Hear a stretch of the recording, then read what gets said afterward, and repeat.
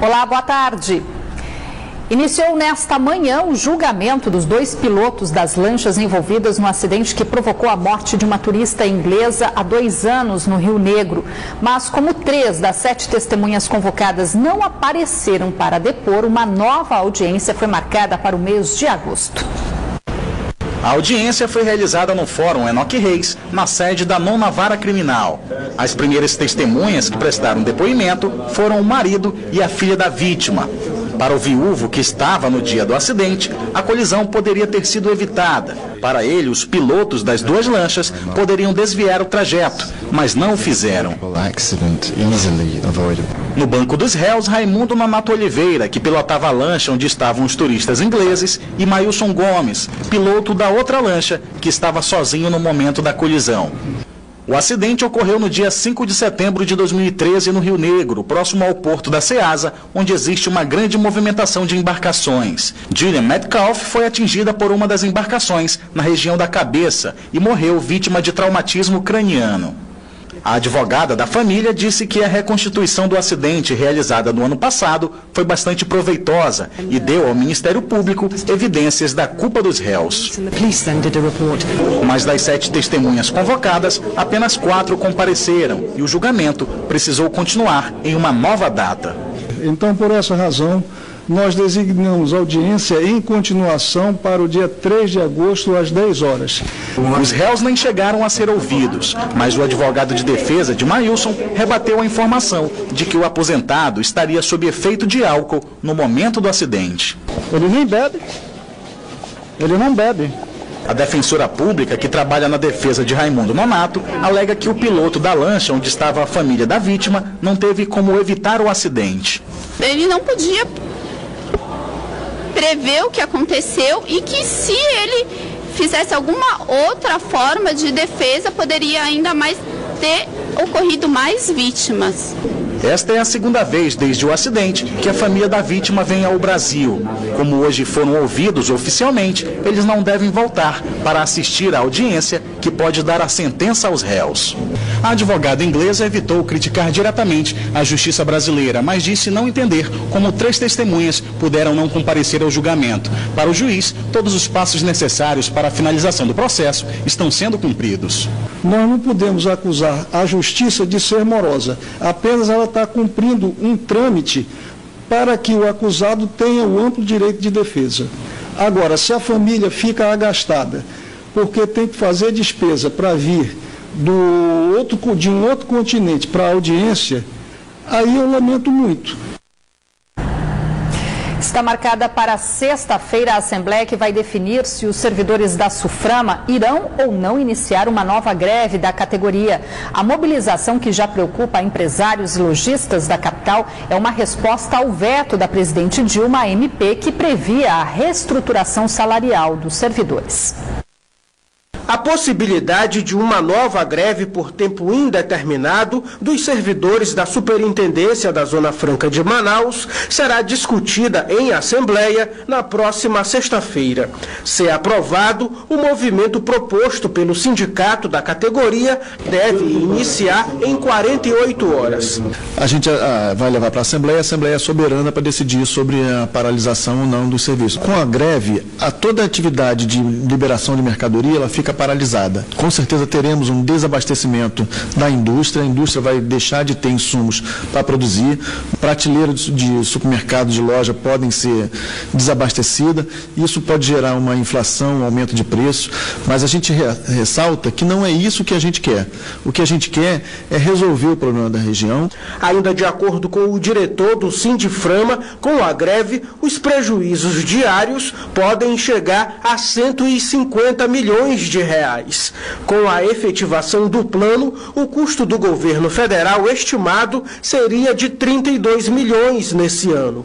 Os anseios dos servidores da superintendência que administra o principal modelo de desenvolvimento econômico da região norte foram frustrados pela presidente Dilma Rousseff, que vetou a proposta de ajuste salarial dos servidores, prevista em medida provisória. Mas a decisão ainda será analisada no Congresso Nacional sem data definida.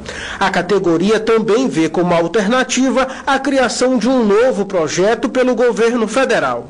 De acordo com o sindicato da categoria, o veto interfere na reestruturação de carreira de mais de 600 servidores da autarquia nos estados da Amazônia Ocidental. Há anos, a categoria reivindica uma série de benefícios, como a criação do plano de cargos e salários. A última greve da SUFRAMA no início do ano passado, que durou mais de um mês, causou prejuízos para a indústria, que teve dificuldades em manter o ritmo de produção por conta da demora na entrega de insumos e componentes. Esse é o impacto que vai ter nas linhas de produção, ou seja, as empresas não vão conseguir acessar os insumos que estão sendo trazidos para fazer os produtos que elas se destinam a fazer. Ao não fabricar os produtos, elas não faturam, não faturando, não recolhem tributos, nem para a União e nem para o Estado, e perde todo mundo. Segundo o presidente da Câmara dos Dirigentes Lojistas de Manaus, a greve do ano passado também provocou o desabastecimento no comércio. Ele também lamenta a possibilidade de mais uma paralisação. É muito sério porque nós já passamos por isso há menos de um ano. Eles disseram que os produtos alimentícios, os produtos de perecíveis, os produtos fármacos, todos estariam liberados. Isso não aconteceu. Esta manhã, o governador do estado também se mostrou preocupado com o indicativo de greve da categoria. Você imagine a SUFRAMA não funcionando com a liberação das guias, esse fosso vai ser maior ainda. Então eu tenho muita esperança de que a gente consiga construir algo que venha agradar aos servidores da SUFRAMA e que eles tenham consciência também do momento difícil que se está vivendo e que tenham a paciência necessária para que a classe política do nosso Estado, sobretudo os nossos representantes, possa construir com o governo federal algo que possa atender a gregos e troianos. Para esse servidor da SUFRAMA, o não realinhamento salarial dos servidores é uma injustiça. Tentar distorcer a mensagem dizendo que é um aumento dos servidores da SUFRAMA, na verdade não se trata disso. Na verdade se trata de um realinhamento, de fazer justiça com os servidores da SUFRAMA. Atualmente, servidores do mesmo ministério, nós estamos vinculados ao Ministério do Desenvolvimento, Indústria e Comércio. Servidores lá que exercem as mesmas atribuições de alguém aqui na SUFRAMA, recebe remuneração às vezes 4, 5 vezes superior que um servidor da SUFRAMA recebe. Então o que nós queremos é um realinhamento, uma questão de justiça. A Polícia Militar do Amazonas abriu uma sindicância para apurar um protesto de policiais militares que teria ocorrido na noite passada na zona norte da capital. A mobilização teria sido em apoio a um cabo da PM que estaria sofrendo ameaças após a divulgação de um vídeo que flagrou policiais da Força Tática agredindo 3 jovens durante uma abordagem. Este vídeo, feito por moradores, mostra um grupo concentrado em frente a uma padaria na comunidade Jesus Me Deu, na zona norte de Manaus. Seriam policiais militares que, na noite desta terça-feira, teriam se unido em defesa do cabo da PM, que também é proprietário do estabelecimento e que estaria sendo ameaçado por traficantes da área. Sai, urubu! Sai de cima do telhado! O protesto aconteceu em frente ao local onde, na semana passada, policiais da Força Tática espancaram 3 jovens. A agressão foi gravada por uma câmera de segurança e o caso ganhou repercussão nacional. Nesse trecho da imagem é possível ver 2 policiais com o rosto coberto agredindo um jovem com um pedaço de madeira. As ameaças ao cabo teriam começado após a divulgação do vídeo. Esta manhã, a rua onde o fato aconteceu estava deserta. Comércios no local estavam com as portas fechadas. De acordo com esta moradora, que preferiu não mostrar o rosto, a mobilização da noite passada envolveu pelo menos 100 PMs e que o cabo seria um dos participantes do espancamento. A estudante acrescenta que a comunidade está com medo da própria polícia. Pergunte de qualquer um, que eles vão lhe falar que a comunidade está com medo, na verdade, da própria polícia. Segundo o comando da Polícia Militar do Amazonas, um inquérito policial já investiga o caso, que também é apurado pela Polícia Civil do Amazonas. No último fim de semana, os 3 policiais suspeitos pela agressão e que já tinham sido afastados no policiamento na rua foram presos preventivamente e seguem detidos no batalhão de guardas da Polícia Militar. Sobre o protesto da noite passada, uma sindicância já foi aberta para apurar se houve algum tipo de excesso por parte dos PMs. Aos fatos que aconteceram por ocasião da manifestação, será instaurada uma sindicância para apurar, em particular, a conduta ou as ações que possam ter ocorrido ali e verificar se houve ou não algum tipo de excesso. Ainda de acordo com a Polícia Militar, uma reunião já está sendo agendada com a comunidade para ouvir os moradores e definir ações de combate à violência e ao tráfico de drogas na área. É uma reunião comunitária com o comandante do policiamento metropolitano e o comandante da SICOM. Entre hoje e amanhã, eles estão reunindo as lideranças comunitárias lá para verificar um local e um horário que seja condizente para todos. E então poder, além de socializar as ações que estão sendo feitas, também dirimir soluções comuns junto com a comunidade lá no local. 8 máquinas caça-níqueis foram apreendidas pela Polícia Militar nesta quarta-feira em um imóvel que funcionava como casa de jogos de azar na rua Ouro Preto, bairro Coroado 2, na zona sul de Manaus. 2 homens que estavam no local foram presos. Um deles tentou subornar os policiais com R$ 440 e agora vai responder também por corrupção ativa. Um princípio de incêndio na manhã de hoje assustou alunos e professores da Escola Municipal Francinete Rocha Brasil, localizada na comunidade Nova Floresta, no Jorge Teixeira, zona leste de Manaus. De acordo com a Secretaria Municipal de Educação, o fogo começou em um aparelho de ar-condicionado em uma sala de aula que estava vazia. O Corpo de Bombeiros foi acionado e as chamas foram contidas. Por precaução, os alunos foram transferidos para outra escola próxima e as aulas foram suspensas até segunda-feira. Ainda segundo a CEMED, a escola atende 700 alunos da educação infantil ao ensino fundamental e as aulas suspensas hoje serão repostas. O governo do Amazonas apresentou esta manhã o Plano Estadual de Educação, que será encaminhado até o fim do mês para aprovação na Assembleia Legislativa do Estado. O plano estabelece metas para a educação do Estado para os próximos 10 anos. O Plano Estadual de Educação estabelece 21 metas para os próximos 10 anos e foi entregue esta manhã ao governador José Melo. Na apresentação das metas, o secretário estadual de Educação destacou 5 delas, como avanços no ensino fundamental, médio, educação em tempo integral, financiamento da educação, além de investimentos para ampliar o acesso à internet nas escolas. O plano foi elaborado democraticamente com a participação efetiva da sociedade civil, tendo como base problemas encontrados na realidade educacional do Brasil e do Amazonas. Segundo o governador, após o plano ser aprovado, será colocado em prática com recursos do Estado. Continuarão, no caso do Amazonas, eu respondo só por isso, nós continuaremos com os nossos recursos próprios, tentando atingir as metas que estão preconizadas nos nossos planos estaduais e municipais, independentemente deste plano decenal de educação, que vai vigir a partir do momento de aprovado e publicado no Diário Oficial da União. O secretário de Educação ainda acrescentou que o plano já está disponível na internet e pode ser acessado no endereço eletrônico www.pee.am.gov.br. Na página é possível conhecer as 21 metas e até sugerir mudanças. Antes de ser encaminhado para votação na Assembleia Legislativa, o plano ainda será discutido no dia 19 de maio nas escolas estaduais e instituições regionais e também em uma audiência pública marcada para o dia 29.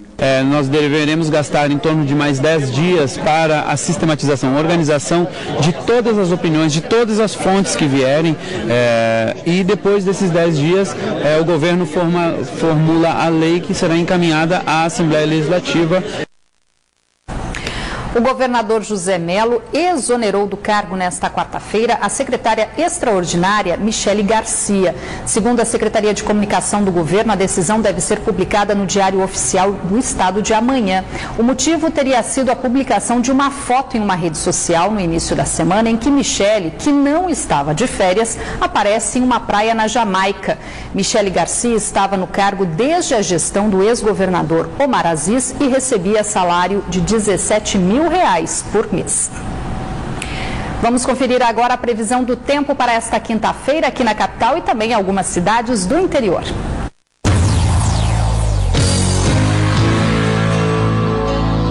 Em São Gabriel da Cachoeira, o tempo fica nublado, com chance de pancadas de chuva. As temperaturas variam entre 22 e 34 graus. Em Borba, o sol aparece com variação de nebulosidade e também a previsão de chuva isolada, mínima de 22 e máxima de 32 graus. Em Manaus, o tempo fica nublado a parcialmente nublado. As temperaturas variam entre 25 e 33 graus.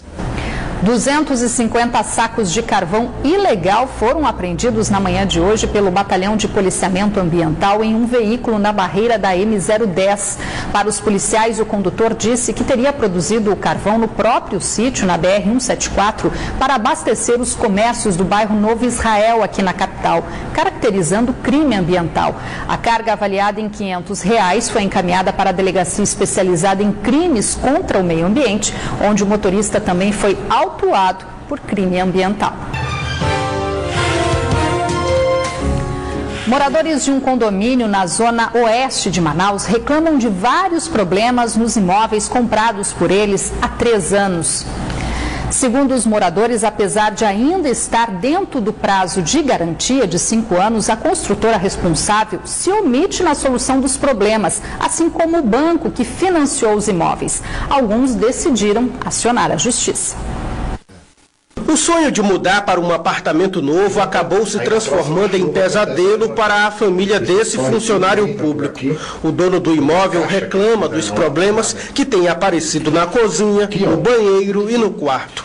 Aqui a infiltração na caixa do ar-condicionado também tem tirado o sossego do proprietário. Primeiro eles falam que não está na garantia nada do que a gente pede. E nada está na garantia desde o dia que eu entrei. Eu não tive nenhum dia de garantia, segundo eles.